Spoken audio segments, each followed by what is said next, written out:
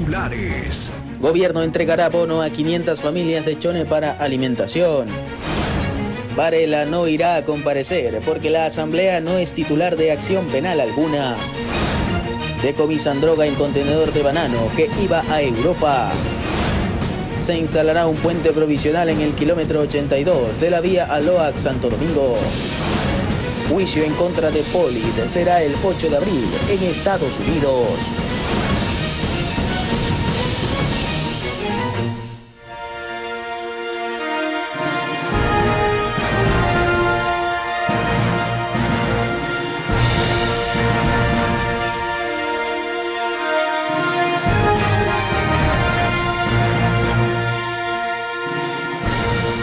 ¿Qué tal, amigos televidentes de Ecuador y el mundo? Bienvenidos, feliz inicio de semana.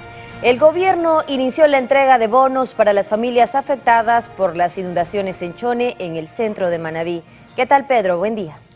Muy buenos días. En temas de narcotráfico, un contenedor con droga fue interceptado en la terminal portuaria de Machala, provincia del Oro.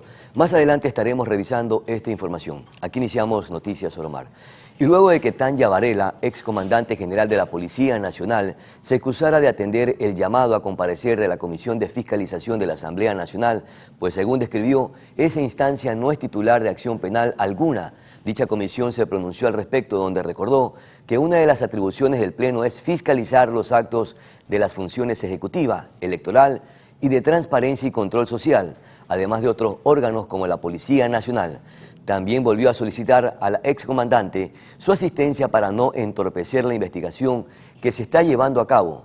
Recordemos que Varela fuera señalada por presuntamente favorecer a un grupo narcodelictivo.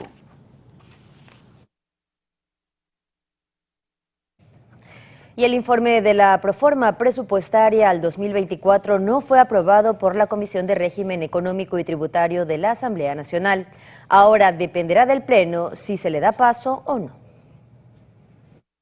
No se alcanzaron los votos suficientes en la Comisión de Régimen Económico para aprobar el informe sobre la proforma del Presupuesto General del Estado del periodo fiscal 2024. En la sesión, que se extendió por más de 3 horas, algunos asambleístas observaron que en la proforma existe la disminución de las asignaciones en algunas instituciones. Por ejemplo, en el caso del Instituto Ecuatoriano de Seguridad Social y el de las universidades. Se explicó además que debido a que la aplicación del incremento del IVA no entra en vigor, no pudo tomarse en cuenta para la conformación de este presupuesto. No obstante, se aclaró que esta proforma busca ajustarse al contexto del país. Solo 4 legisladores votaron a favor, 3 votaron en contra y hubo 2 abstenciones. El artículo 142 de la Ley Orgánica de la Función Legislativa indica que si en una comisión no se alcanza la votación necesaria en el trámite de proyectos de ley, estos pasarán a conocimiento del Pleno. En este sentido, la proforma irá a la Asamblea, donde habrá un solo debate para aprobarla u observarla en el plazo de 30 días. Si luego de este plazo la Asamblea no se pronuncia, la proforma entrará en vigencia. Yanis Andrade, Noticias Oromar.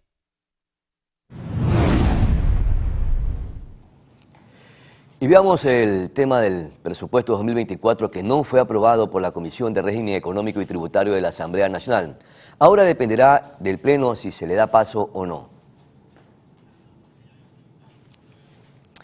Bien, perfecto. Continuamos con la siguiente información. México aún analiza la solicitud de asilo del ex vicepresidente Jorge Glass.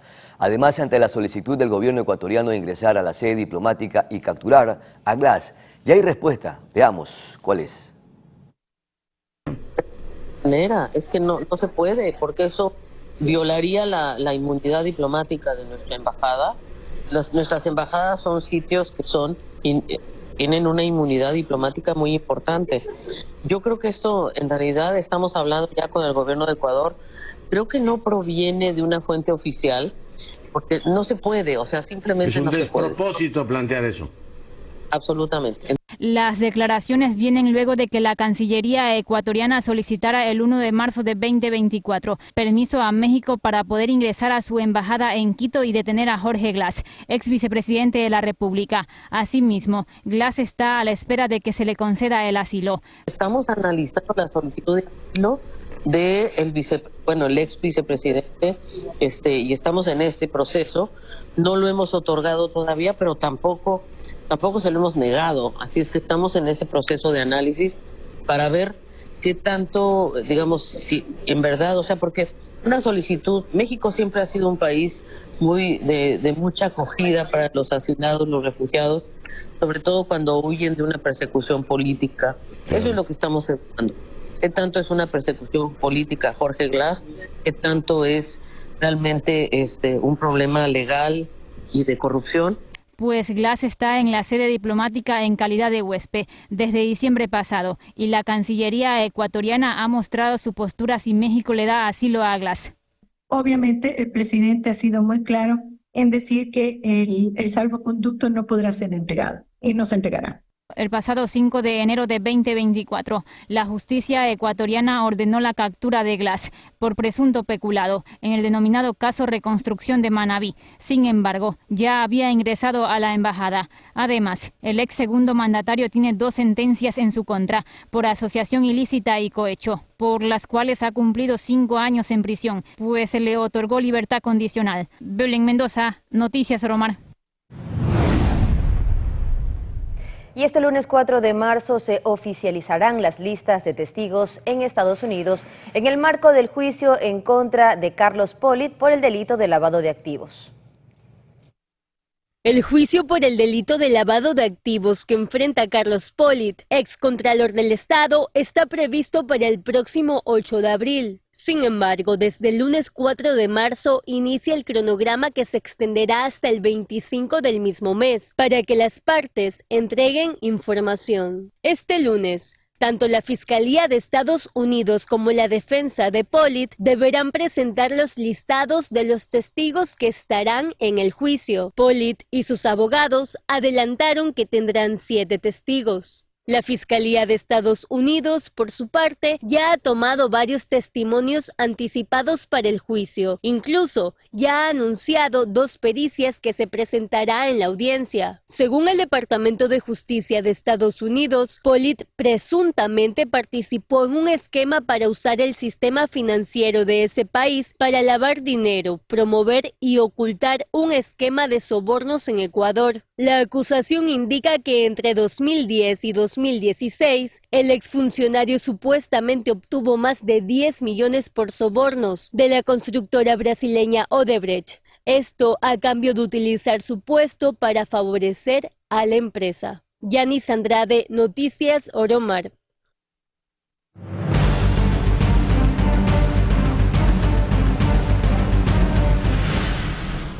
La selección de los miembros de las juntas receptoras del voto para el referéndum y la consulta popular 2024 se realizará este lunes 4 de marzo. Por lo general, quienes las conforman son estudiantes universitarios y profesionales. Frente a esto, el pasado 1 de marzo, el Consejo Nacional Electoral aseguró que los ciudadanos que en los últimos 3 procesos electorales fueron integrantes no volverán a ser parte de una mesa electoral. Para esto se reformó el reglamento para la selección, conformación, funcionamiento y reconocimiento de incentivos a los miembros de las juntas receptoras del voto. Sin embargo, hay una excepción, salvo el caso de las zonas electorales, donde no se complete el número de ciudadanos necesarios para integrarlas.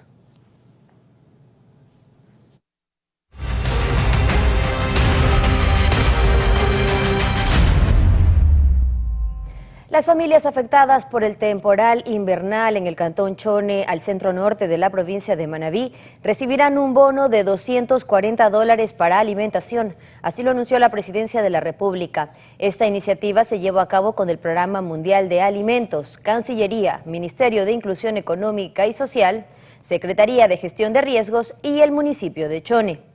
Este cantón manabita tuvo pérdidas en cuanto a producción, con 10.000 hectáreas de cultivo de arroz y otros productos afectados. Además, el municipio contabilizó a 5.000 familias que perdieron todos sus bienes.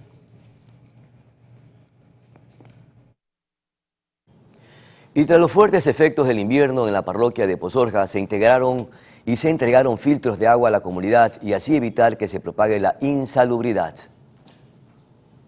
Son 133 filtros de agua los que se entregaron a mujeres con carga familiar y madres embarazadas, cuyos hijos podrían estar expuestos a la insalubridad debido a los efectos del invierno.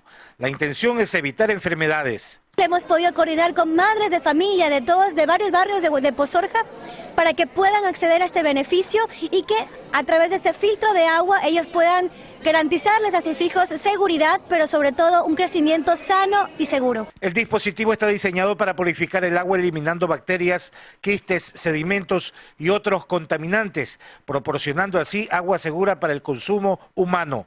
Pero la ayuda también incluye colchones y kits de alimentos. Nos vamos al Morro con la vicealcaldesa a entregar colchones también a ciertos barrios que aún todavía no hemos llegado con esa ayuda y posteriormente también estaremos visitando el día de hoy la parroquia Juan Gómez Rendón exclusivamente en el recinto San Lorenzo del Mate y en la comuna Sabana Grande. Está muy bien porque en otras ocasiones otras casas no pueden para comprar un botellón de agua. En cambio con esta ayuda ahí vamos a poder tomar agua purificada.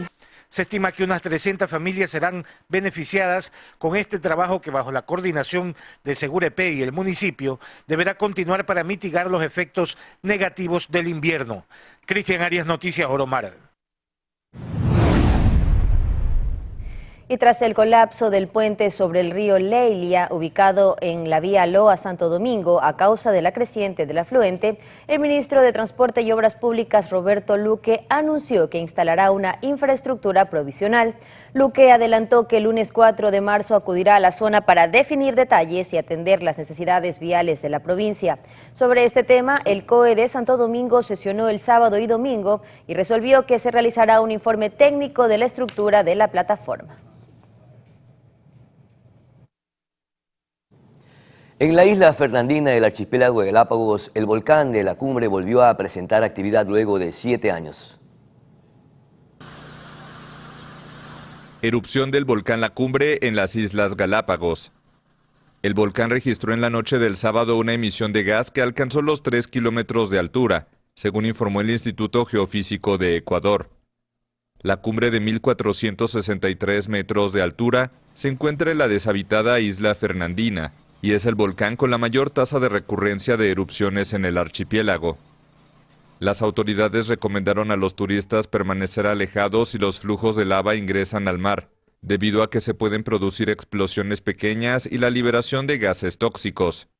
Fernandina, en el extremo occidental de las Galápagos, cuenta con un punto de visita para turistas y es hogar de una especie de iguana amarilla terrestre endémica.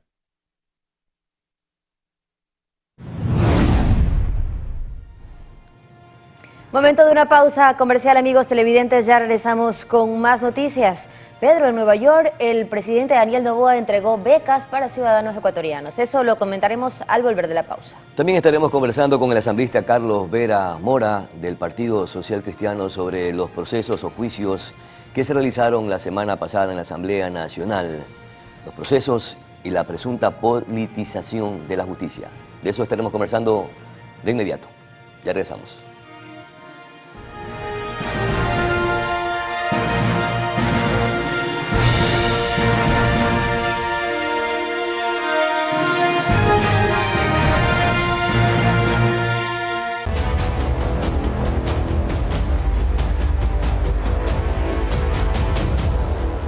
Seguimos con más, gracias por su sintonía. Durante su viaje a Nueva York, el presidente Daniel Noboa entregó becas para los ciudadanos ecuatorianos residentes en esa ciudad. En el marco de la agenda que cumple el primer mandatario en Estados Unidos, Daniel Noboa tuvo un encuentro con la comunidad migrante de Nueva York. En ese espacio detalló algunas de las acciones emprendidas en Ecuador, vinculadas al ámbito de seguridad y empleo. En 6 horas logramos que el riesgo país caiga 150 puntos y que suba 1.4% los bonos del Ecuador. Todavía me acuerdo, el 1 de enero, 62 muertes violentas. Ayer, 6. Hemos creado 50.000 empleos jóvenes también en los últimos 60 días con la nueva ley de empleo juvenil. En conjunto con la Cancillería y la empresa privada, el primer mandatario hizo la entrega de becas. Según detalló el gobierno, estas ofrecerán capacitaciones en gestión de proyectos, ciberseguridad, marketing digital y demás áreas. Vamos a entregar 5.000 becas el próximo mes adicional y así tenemos que cumplir hasta la meta de 200.000 jóvenes en el cual les daremos una oportunidad de tecnificarse, de capacitarse y de poder estudiar para poder tener un mejor trabajo. Noboa también aprovechó el espacio para dedicar unas palabras a la comunidad migrante. Si es que uno no lo vive, jamás lo va a entender. Si uno no está con la gente, jamás no lo va a entender. El nivel de resiliencia de los ecuatorianos aquí. Nunca pierdan eso. Eso es lo que los hace ecuatorianos. El Ejecutivo dispuso a la Cancillería de Ecuador que se mejoren y agilicen los servicios consulares para los más de 2 millones de ecuatorianos que están en el exterior. Dentro del ministerio hemos hecho una inversión importante que representa el 10% del presupuesto que mantiene el ministerio a favor de nuevos programas para todos ustedes. Luego de su paso por Estados Unidos, la agenda del presidente Noboa se extiende hacia Canadá. Yanis Andrade, Noticias Oromar. Mientras tanto, el Pleno del Consejo de la Judicatura se reunió con autoridades de la Corte Nacional de Justicia para analizar el próximo concurso para jueces. El presidente Álvaro Román dio detalles de cómo avanza este proceso. Por eso hemos exigido en el reglamento que aprobamos justamente que hasta las calificaciones, las situaciones sean publicadas y sean cargadas al sistema para que la gente pueda tener el tiempo suficiente de verlo. Entonces, creo que por la transparencia del concurso trabajamos en ese sentido, ¿no? Y el reglamento fue caminando hacia allá. Tanto Corte Nacional como Consejo de la Judicatura estamos teniendo la legitimidad democrática para entrar y que tenga la gente la tranquilidad para que este concurso de la Nacional se lleve desde el punto de vista en forma adecuada.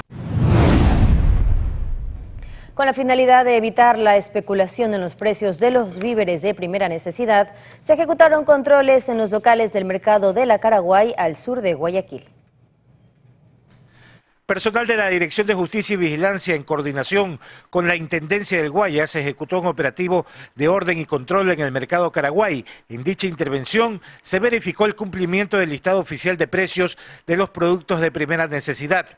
Frente a las competencias de Intendencia, pudimos verificar el alza en ciertos productos de la canasta básica y de igual forma, como municipio, hemos podido observar algunos kioscos que funcionan sin sus debidas credenciales. Los controles buscan evitar la especulación, además de la informalidad. Las autoridades revisaron cubículos en los sectores de abastos, genéricos, verduras, lácteos y proteicos. En cada puesto se solicitó la credencial que la municipalidad otorga a los comerciantes para que laboren en los locales.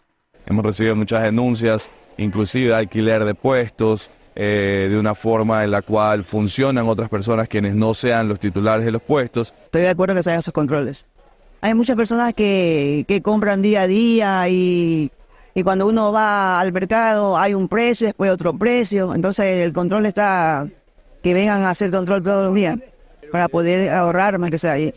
También se exigió que exhiban en un lugar visible el listado de precios y que estos se cumplan al momento de la venta. Unos 12 comerciantes no contaban con credenciales o las tenían desactualizadas, por lo que se les comunicó el plazo que tienen para actualizar sus datos y tener en orden cada uno de los permisos. Cristian Arias, Noticias Oromar.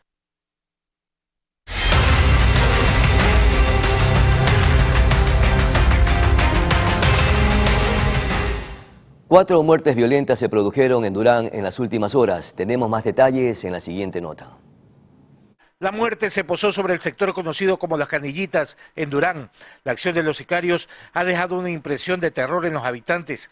Nadie quiere comentar ni decir nada. Solo se sabe que las víctimas fueron traídas al lugar para ser ejecutadas. Tantos años que nosotros vivimos aquí, nunca ha habido estos sicariatos que han traído aquí en esta ciudad de nosotros. Recién han venido, pasó esta desgracia ayer. Que así sea la gente que que uno no sabe lo que hayan hecho, de todas maneras nos da pena porque somos seres humanos. La policía cumplió con su procedimiento, pero no se pudo recopilar mayores datos porque en el sector nadie conocía a los asesinados. Yo casualmente estaba yendo a ver agua, pero yo vi que un carro se acercó allá y yo ya vi, mejor nos encerramos porque usted sabe que ahorita es peligroso. Mientras que en el recreo tercera etapa, otras 2 personas que se habrían negado a pagar vacunas fueron acribilladas. Estaban sentados y vienen y a lo que vienen bala, duro, una ráfaga fuerte. Viene así y ellos corren y el uno ya bien seguro herido se metió ahí y lo acabaron de rematar ahí adentro.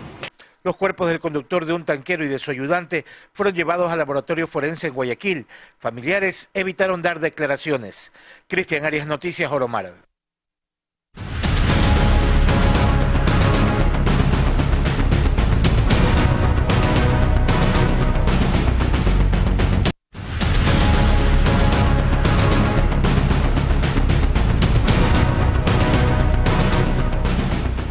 Atención amigos televidentes, tenemos información de última hora. La Fiscalía General del Estado creó un nuevo caso denominado Purga, que se desprende del caso Metástasis, por el que fueron detenidos la expresidenta de la Corte Provincial de Justicia del Guayas, Fabiola Gallardo, el exasambleísta Pablo Muentes y 4 jueces junto a otras personas más. En los allanamientos que se realizaron a primera hora de este lunes 4 de marzo del 2024, en el marco de una investigación por una presunta vinculación con la delincuencia organizada.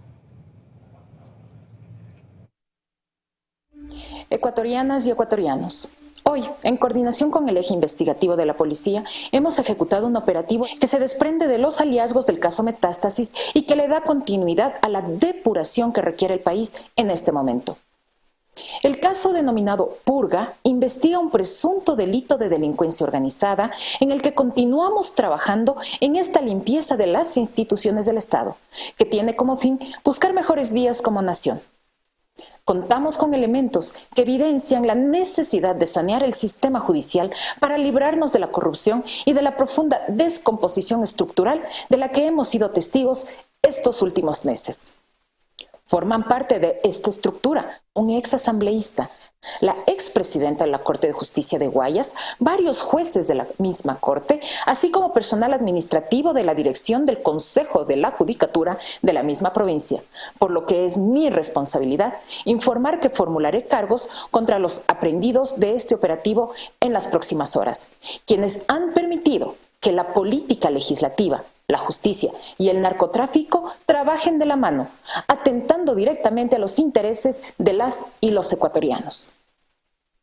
Conciudadanos, el caso Purga es una demostración de cómo la corrupción se generaba desde las más altas esferas de la política legislativa, que ponía a su servicio y obviamente al del narcotráfico la administración de justicia en una de las provincias más influyentes del país, Guayas, por medio de la cual economías criminales habían encontrado un vehículo de operación muy rentable para que campee la impunidad.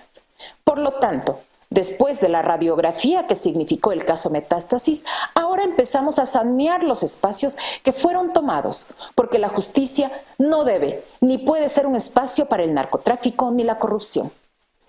No permitiremos que estos malos elementos continúen campantes. Sorprendente, amigos televidentes, y Pedro, un nuevo capítulo que se abre de esa telenovela que sin duda mancha a nuestro país. Vamos a una pausa comercial, ya regresamos con más. Y nos preguntábamos hasta dónde tendrá el alcance de Metástasis, porque está cayendo en todas las tendencias políticas. Y si queremos limpiar al país, tienen que caer los que tienen que caer, indistintamente de qué corriente política sean. Pero el Ecuador lo limpiamos y nuevamente le devolvemos la paz y la tranquilidad. A la pausa regresamos.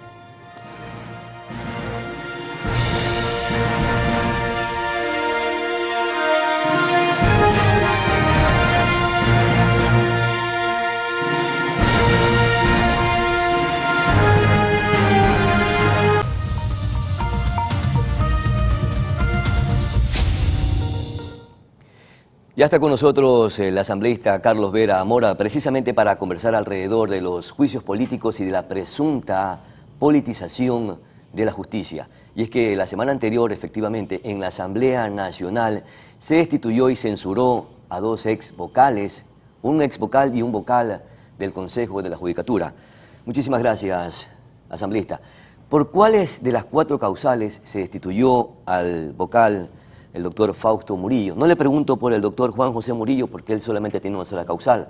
Es un juicio que usted era el proponente. Bienvenido. Buenos días, Pedro. Buenos días a Manabí, por medio de Oromar, que nos está viendo y escuchando por los diferentes medios, ya sean televisivos o digitales.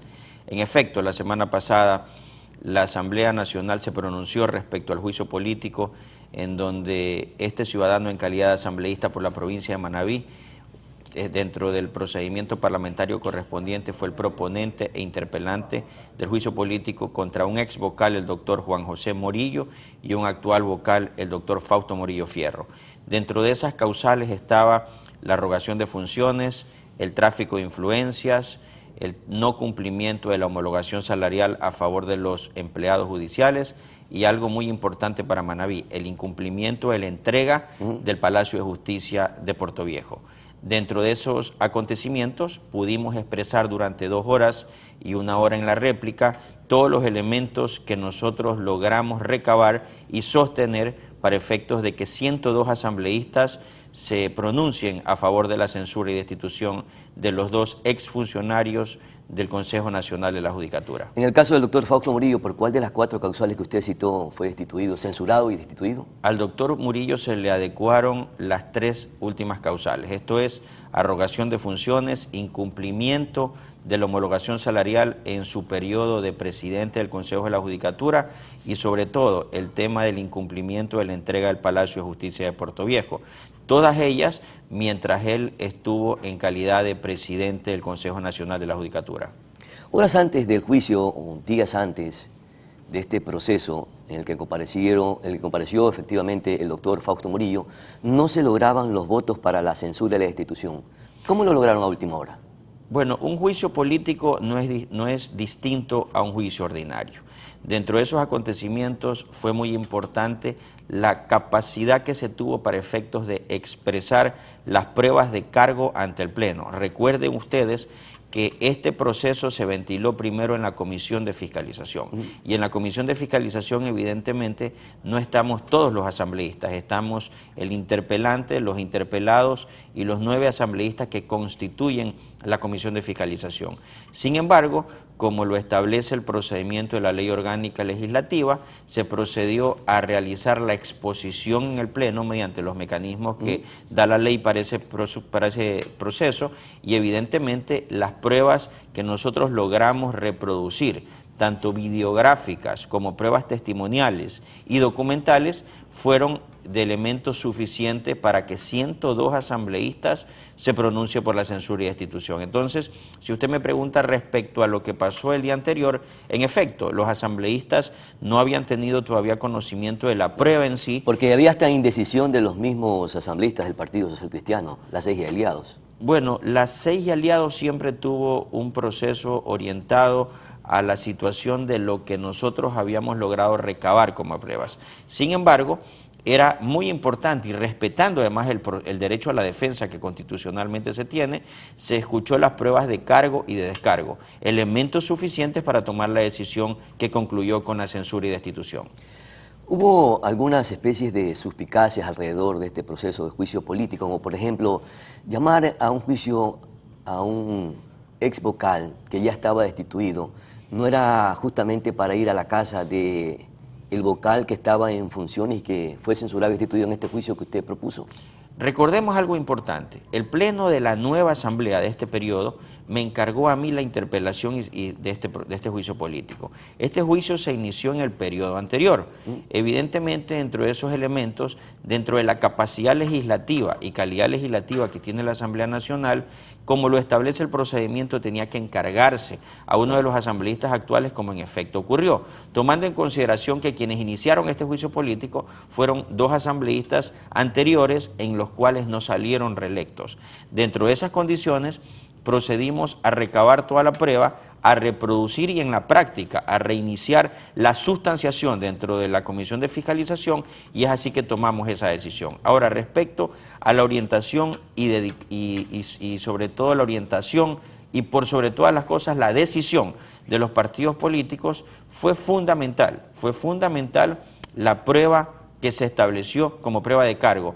¿Por qué un ex vocal y un actual vocal? Porque cuando se inició este juicio político, el doctor Juan José Morillo todavía ostentaba su calidad de vocal de la Judicatura, que posteriormente fue removido, evidentemente, ¿no? Justamente por una de las causales, que es el tema del tráfico de influencias. Que en la actualidad incluso a él y a otra ex vocal los tiene con auto de llamamiento a juicio por una de las causales, que es el tráfico de influencias. ¿Y por qué no incorporaron en este proceso a Maribel Barreno, que también está involucrada y está procesada precisamente en los casos que todos ya conocemos en el país? Porque cuando se inició el juicio político siempre fue evidentemente señalado a dos personas: al ex vocal doctor Murillo y a quien hasta ese día tenía la calidad de vocal, el doctor Juan José Murillo. Y responsablemente yo no me podía distraer del juicio principal y tenía que sostener lo que la anterior asamblea había iniciado. ¿No es acaso un proceso selectivo, como se lo viene diciendo, y que tiene algún interés político de haber sacado del juego del ajedrez del sistema de justicia al doctor Fausto Murillo para incorporar a un próximo juez que tenga la tendencia social cristiano o correísta? De ninguna manera. Aquí esta nueva asamblea ha demostrado no elegir ni víctimas ni beneficiados. Ha demostrado no ir contra personas. Nosotros vamos contra hechos y circunstancias. Y una de las tendencias que tanto en mi organización política como en la nueva asamblea se establece mayoritariamente es una lucha irrestricta contra la impunidad y contra la inseguridad. El poder de justicia es un elemento fundamental, por eso la connotación de este juicio político, porque la administración de justicia es el complemento de la lucha contra la inseguridad, toda vez que las personas que son detenidas evidentemente terminan en la administración de justicia, y ya esta administración de justicia hasta ahora ha estado en muchos casos evidentemente muy salpicada de escándalos, con perjuicio ¿para quién? Para la ciudadanía. Entonces nuestro deber en la nueva asamblea y como asambleístas es evidentemente la lucha contra la impunidad y el complemento de la lucha contra la inseguridad. ¿Y por qué razones o por qué justificaciones renuncia la vocal suplente Elsie Celi, quien se pensaba que iba a asumir la titularidad en el momento que fue censurado el doctor Fausto Murillo? ¿Hubo alguna habilidad o alguna suspicacia política para que renunciara? Las razones precisas de ella las desconozco, porque justamente estábamos en el momento en el cual sosteníamos el juicio político. Pero lo que sí le puedo decir es que la señora Celi fue fuertemente vinculada, principalmente con mi organización política, con el Partido Social Cristiano, y fue señalado eso en el Pleno por la contraparte, y que nosotros rebatimos. La doctora Elsie Celi es una mujer conocida como abogada con una tendencia ideológica de izquierda, una tendencia distinta y distante al Partido Social Cristiano. Adicionalmente, ella fue alta funcionaria del Consejo de Participación Ciudadana transitorio con el doctor Trujillo, quien en paz descanse era una persona distante y distinta a nuestra ideología social cristiana. Y adicionalmente, ella era vocal suplente del doctor Fausto Murillo Fierro, de la Asamblea Nacional, propuesta ¿por quién? Por el Consejo de Participación Ciudadana y Control Social transitorio que presidió el doctor Julio César Trujillo. En esas condiciones dejamos claro que al menos con el Partido Social Cristiano la doctora Elsie Celi no tenía ningún tipo de acercamiento y relación, y peor aún, alguna identificación política. Sin embargo, las razones que la llevaron a ella a renunciar a ese cargo mediante un documento que fue leído el día siguiente en la Asamblea Nacional, las desconozco. Ahora la Asamblea Nacional tendrá que entregar la terna precisamente para que el Consejo de Participación Ciudadana y Control Social designe a quien va a ser el titular o vocal del Consejo de la Judicatura. Es decir, que políticamente se va a designar, bueno, es que es un cargo político porque así son las instituciones. Efectivamente, la Asamblea Nacional, en base a que se encuentra en un momento en el que no tiene delegado de la Asamblea Nacional para que integre la terna del Consejo de la Judicatura, en pleno tenemos que decidir cuál es el vocal principal y suplente que van a llenar el cargo que se ostenta como vocal del Consejo de la Judicatura y que tiene que ser elegido justamente por el Consejo de Participación ¿Tienen los Ciudadana. nombres y los perfiles ya? Estamos eso debatiéndolo, analizándolo y buscaremos los mejores nombres, los cuales todavía evidentemente no lo tenemos. Esto recién sucedió la semana pasada y evidentemente vamos a escoger a ciudadanos con alta connotación social, solidaria, jurídica, universitaria, científica, que tengan los mejores recaudos para efecto de que represente y vaya a generar esa confianza que tanto necesita la Administración de Justicia. Tengo que irme a la pausa, mi querido asambleísta, pero no puedo dejarle preguntar una situación bastante delicada porque a Manabí se le tiene un atraso de un poco más de 20 millones de dólares a los gobiernos autónomos descentralizados por parte del Ejecutivo a través de la ley correspondiente. ¿Cómo se debe impulsar para que estas asignaciones puedan llegar a los municipios y a su vez puedan también generar políticas públicas y acciones o gestiones de trabajo y el cumplimiento también de los salarios de los servidores públicos? En mi calidad de vicepresidente de la Comisión de Gobiernos Autónomos de la Asamblea Nacional, he luchado conjuntamente con nuestra comisión de manera permanente para que el gobierno, por medio de su ministro de Finanzas, cumpla con estas asignaciones. Entiendo que todavía no está completamente al día, pero nosotros hemos estado llamándolo permanentemente a comparecencias al ministro de Finanzas para que cumpla con esa obligación que es tan importante, para que a su vez los gobiernos autónomos cumplan con sus obligaciones laborales, así como también con sus obligaciones de obra pública y pago a proveedores. Lo importante es destacar que todos los alcaldes, todos los prefectos, todas las juntas parroquiales saben que desde la Asamblea Nacional nosotros estamos empeñados a que el gobierno, más allá de la crisis que ha heredado y que se encuentra de carácter económico, cumpla con esas asignaciones, particularmente en Manabí. ¿Por qué? Porque además estamos atravesando una ola invernal que nos tiene sometidos a una tremenda barbarie. Y dentro de esas circunstancias aprovecho este momento para solidarizarme con mis hermanos que se encuentran damnificados producto de la crisis invernal, a quienes les decimos que por medio de sus gobiernos autónomos estaremos de manera permanente y dentro del ámbito de las competencias de la Asamblea Nacional fiscalizando para efectos de que el funcionario público cumpla con sus obligaciones, particularmente en lo que corresponde a los gobiernos autónomos con las asignaciones mensuales. Muchas gracias, asambleísta. Ha estado con nosotros el asambleísta Carlos Vera Mora del Partido Social Cristiano. Vamos a nuestra pausa publicitaria.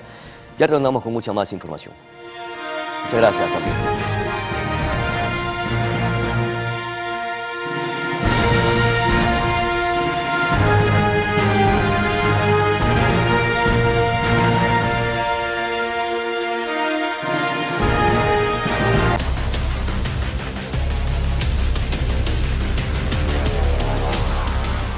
El sistema del ECO 911 informó que la tarde del sábado 2 de marzo se registraron varios siniestros de tránsito y la caída de un hombre en Quito. Este último ocurrió en el Puente Gualo, localidad del mismo nombre, ubicada al norte de la capital. Se trató de un hombre de 61 años quien se arrojó desde el viaducto hacia el fondo de una quebrada. Los bomberos llegaron al sitio y realizaron tareas especiales para extraer el cadáver. La casaca roja dio detalles también sobre otros percances, uno de ellos en la avenida Interoceánica, donde un bus y un carro chocaron, dejando a una persona fallecida. Además, en Ruta Viva, una menor de 17 años perdió la vida tras el impacto de dos automotores. De hecho, también 4 ciudadanos resultaron heridos. Por último, en Tababela, una motocicleta y una volqueta colisionaron. El conductor del liviano vehículo murió en el sitio.